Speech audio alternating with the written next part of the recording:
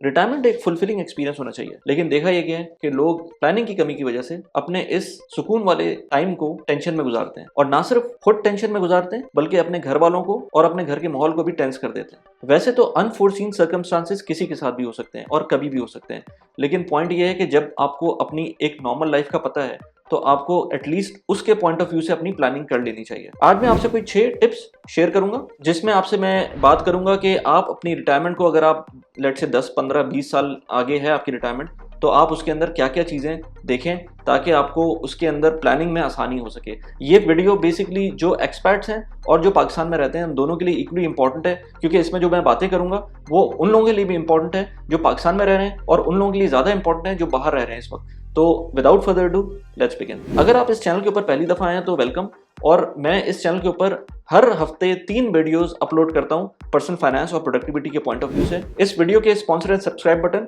Subscribe जरूर कीजिएगा, like भी कर दें वीडियो को। Now let's get back to the video. सबसे पहले और सबसे इंपॉर्टेंट पॉइंट वो ये कि आपको डेट फ्री होना है। ये क्योंकि हमारा चैनल ही पर्सनल फाइनेंस के पॉइंट ऑफ व्यू से है, तो मैं सबसे पहला पॉइंट आपको बोलूँगा कि डेट फ्री हो जाएं। 60s की एज तक पहुँचते पहुँचते आपके पास कोई कर्जा नहीं होना चाहिए। और कर्जे का मतलब क्या है?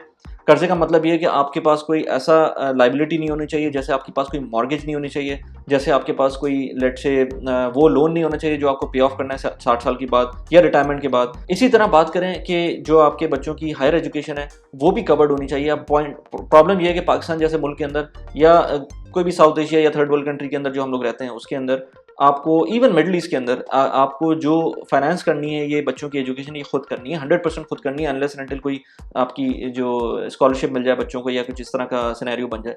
आप अगर वेस्टर्न कंट्रीज़ के अंदर रह रहे हैं तो मोस्ट ऑफ द टाइम आपको या तो वो स्टेट फंडेड एजुकेशन मिल जाती है, नहीं मिलती है तो कुछ पार्ट स्टेट फंड कर रही होती है, नहीं भी होता है, कुछ भी नहीं होता तब भी आपको स्टूडेंट लोन बहुत सस्ते में मिल जाता है। और अगर आप स्टूडेंट लोन नहीं लेना चाहते तो आपको और उसमें चीज़ें मिल जाती हैं। लेट से आपके बच्चे खुद जॉब कर सकते हैं, ब्रेक लेकर उसके अंदर इतने पैसे कमा सकते हैं कि वो अपनी यूनिवर्सिटी को फंड कर सकें। पाकिस्तान के अंदर ऐसा नहीं है। पाकिस्तान के अंदर बहुत कम अपॉर्चुनिटीज़ हैं इस तरह की जिसके अंदर बच्चे इतना अर्न कर लें कि वो अपनी यूनिवर्सिटी को फंड कर दें। बहुत कम हैं इस तरह के बच्चे जो फ्रीलांसिंग के अंदर कुछ काम कर रहे हैं और उससे पैसे कमा रहे हैं, लेकिन वो ऑफ कोर्स हम अज्यूम नहीं कर सकते कि आपको इस तरह के सिनेरियो बन जाएगा। बन जाए तो बहुत अच्छी बात है, लेकिन नहीं बनता तो आपको खुद ही फंड करना है। तो ये चीज़ भी आपकी डेट के अंदर आती है। आप उसके अंदर भी आप फ्री हो जाएं और बच्चों के साथ ओपन कन्वर्जेशन रखें कि भाई मेरा ये बजट है और मैं इसके अंदर तुम्हें प्रोवाइड करूंगा अगर करना है आपको। तो फिर इसके अलावा कोई और खर्चा नहीं होगा, ये आपको खुद ही प्लान करना है और इन्फ्लेशन को एडजस्ट करते हुए अपनी रिटायरमेंट के टाइम तक ये फंड जमा करने हैं। दूसरी इंपॉर्टेंट बात एक्चुअली ये पहली होनी चाहिए थी, हेल्थ इज़ वेल्थ।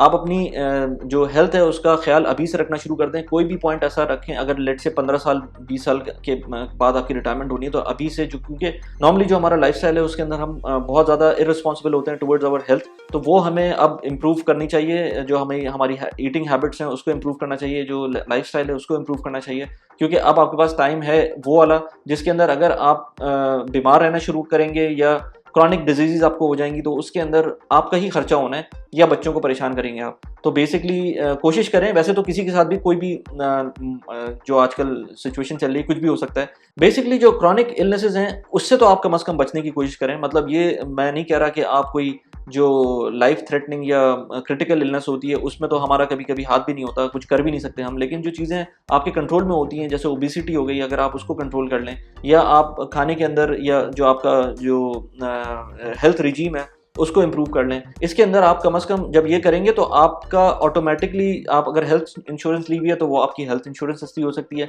आपने क्योंकि अगर आपकी क्रॉनिक इलनेस नहीं होगी तो हेल्थ इंश्योरेंस आपको सस्ती पड़ेगी। हेल्थ इंश्योरेंस पाकिस्तान के अंदर हम इतना ज़्यादा फोकस नहीं किया हुआ होता हमने, जबकि ये बहुत इंपॉर्टेंट चीज़ है और इसको हमें देखना चाहिए कि हेल्थ इंश्योरेंस अपने हिसाब से आप जितना जल्दी हो सके उतना ले लें ताकि आपको आगे जाके उसका प्रीमियम कम पे करना पड़े। तो जब आपका प्रीमियम कम होगा तो ऑफ कोर्स आपकी जो बजट है वो इम्प्रूव होगा। तो इन चीज़ों को आप अभी, जैसे मैं आपको बताऊं, मेरे एक कज़न है, वो बेचारे हॉस्पिटल में एडमिट हुए, कोई इंश्योरेंस नहीं थी। जाहिर सी बात है पाकिस्तान के अंदर हम लोग नहीं लेते इंश्योरेंस, तो उनकी जो अब ऑल्दो कि उनकी कोई मेजर लाइबिलिटी नहीं है, लेकिन जो उनकी सेविंग्स है वो एक दफ़ा हॉस्पिटल में एडमिट हुए हैं और उनके तकरीबन 7-8 लाख रुपए लग गए हैं उसके अंदर।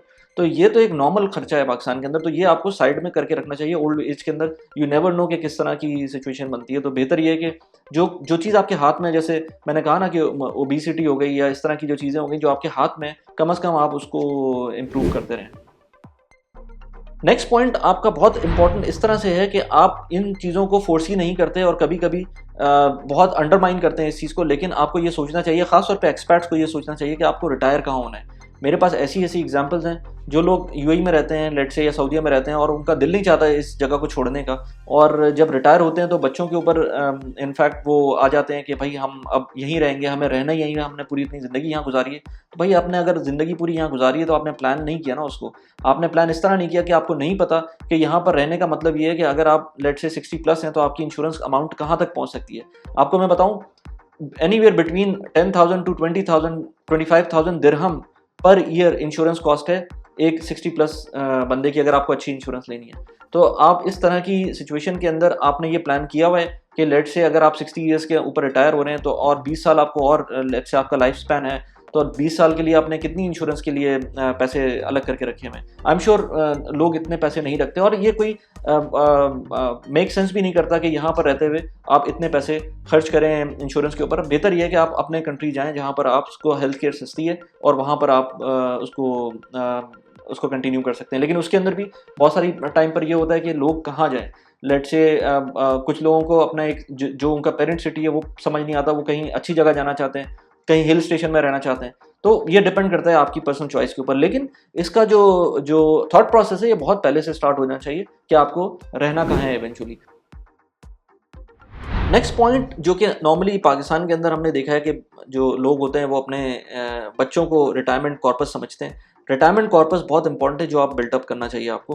अब वो कैसे करना है आपको, वो आपके ऊपर डिपेंड करता है। आपने अगर रिटायरमेंट के कोई प्लान्स लिए हुए हैं तो बहुत अच्छी बात है, क्योंकि गवर्नमेंट सर्वेंट्स को तो मिल जाता है ना, पेंशन मिल रही होती है पाकिस्तान के अंदर, लेकिन अनफॉर्चुनेटली जो भी बाकी रेस्ट ऑफ द पॉपुलेशन है उसको नहीं मिलती। इसी तरह जीसीसी कंट्रीज़ के अंदर जो लोग रहते हैं उनको भी कोई एज सच पेंशन स्कीम नहीं होती है। तो उनकी जो भी स्कीम्स हैं, मैं बल्कि बताता हूँ कि लोग कहते हैं कनाडा के अंदर यार 40% 50% टैक्स है, तो इतने ज़्यादा पैसे आपके वहाँ चले जाते हैं। लेकिन आप ये देखें कि वो सारी चीज़ें आपको प्रोवाइड कर रहे होते हैं। और अगर इस तरह से बात करें कि जो लोग यूएई में रहते हैं खासतौर पे, या मिडल ईस्ट में रहते हैं, मैं कहता हूँ भाई आपकी जो 100% की सैलरी है ना, वो जो टैक्स नहीं कट रहा, उसमें आपको अपना सेल्फ इम्पोज टैक्स लगाना पड़ेगा। अगर आप उसमें लेट से 40%, अगर आपकी लेट से सीलिंग हाई है और आपके पैसे ज़्यादा आ रहे हैं, आपके पास आपकी सैलरी ज़्यादा है, तो आपको कम से कम 40 to 50% आपको उन जो कैनेडियन गवर्नमेंट लेट से इम्प्लीमेंट किया हुआ है, जिस कैनेडियन गवर्नमेंट ने अपने जो हेल्थ केयर प्लान है लेट से, या उनके जो पेंशन प्लान है, या उनके जो बच्चों की एजुकेशन का प्लान है, वो इस तरह की जितनी भी चीज़ों में उन्होंने इन्वेस्ट किया हुआ है।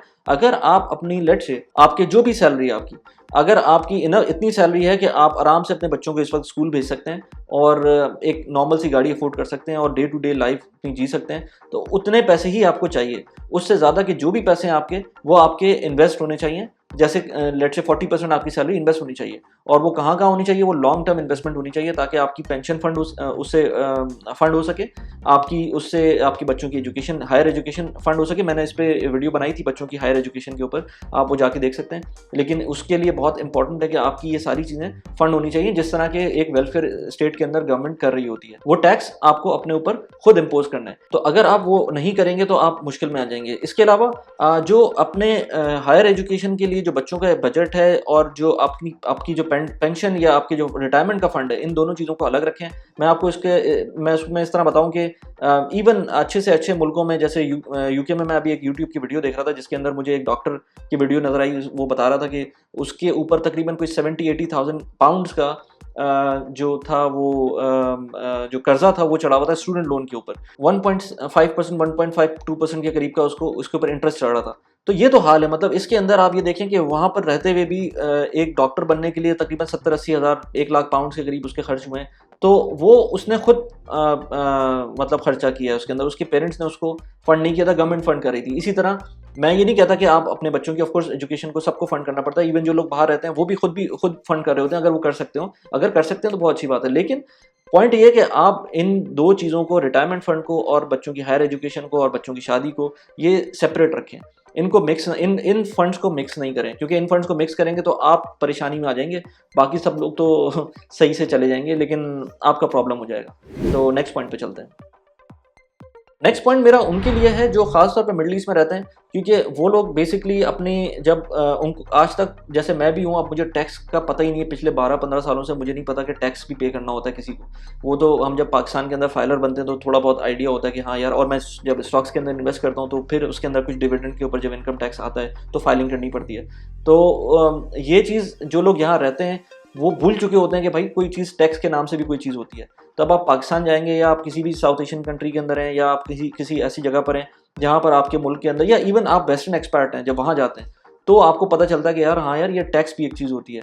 तो टैक्स के बारे में आपको पता होना चाहिए, आपकी कितनी इन्वेस्टमेंट्स हैं। जब तक आप नॉन रेजिडेंट पाकिस्तानी हैं तब तक आपके ऊपर बहुत सारे टैक्स ब्रेक मिल रहे होते हैं। जैसे ही आप पाकिस्तान जाएंगे तो आप रेजिडेंट बन जाएंगे, और जब आप रेजिडेंट बनेंगे तो हो सकता है वो इनकम जो अभी आपको लग रहा हो कि टैक्स फ्री है, वहाँ जाकर आपके ऊपर वो टैक्स में आ जाएगी और आपको फाइलिंग भी करनी पड़ेगी और बहुत सारी चीज़ें होंगी। तो ये सारी चीज़ें अभी से देख लें कि आपको जब वहाँ जाएंगे, ऑल्दो कि चीज़ें चेंज होती रहती हैं, लेकिन फिर भी आपको आज का सिनेरियो पता होना चाहिए कि अगर आप आज पाकिस्तान जाते हैं या अपने मुल्क जाते हैं तो आपको टैक्स किस तरह से इम्पैक्ट करेगा, और करंट आपकी जो सोचा हुआ है आपने कि ये इनकम आ रही है वो इवेंचुअली वही रहेगी या उसके अंदर कुछ टैक्स का एलिमेंट आ जाएगा।